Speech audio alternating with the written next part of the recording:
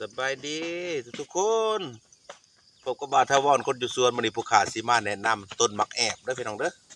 นี่ต้นมักแอบเลยสรรพคุณประโยชน์ก็ดีหลายอย่างเด้อพี่น้องเด้อต้นมักแอบนี่ดีมึนดีซาดีตั้งทรงดีเบาหวานดี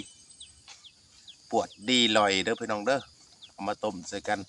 เป็นยาประกอบในหลายชนิดเด้อพี่น้องเด้ออันนี้ผู้ขามาแนะนำให้รู้จักต้นมักแอบนี่เดี๋ยวจะหน่อยก็สิเป็นหมากละผู้ขามาปลูกไว้น้ำสวนมาปลูกไว้จือจำนำไว้เด้อพี่น้องเด้อต้นมักแอบเด้อเอามาต้มใส่ถ้าผู้ใดเป็นตั้งทรงความดันเอามาต้มใส่กับเครือขีมินเครือเด้อพี่น้องเด้อ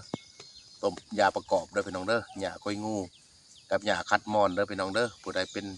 ลอยเป็นมึนเป็นซ่าเป็นเจ็บเป็นปวดน้ำเส้นน้ำเอ็นเฮานะอย่าลืมเด้อเอาต้นมักแอบนี่แหละมาต้มใส่เด้อพี่น้องเด้อถ้าผู้ใดเป็นเบาหวานก็เอามาต้มใส่กับของผักหมักม่วงกระสอเด้อพี่น้องเด้อเป็นเบาหวานกับอันหักมะข้อเด้อพี่น้องเด้ออันนี้ผู้ขามาแนะนำให้กินให้ใส่นำกันเด้อพี่น้องเด้อถ้าผู้ใดเป็นพยาธิดังกล่าวก็เอามากินมาใส่กินแล้วก็ให้ดีให้เศร้าอย่าเจ็บอย่าจนร่ำรวยกันเด้อพี่น้องเด้อสาธุ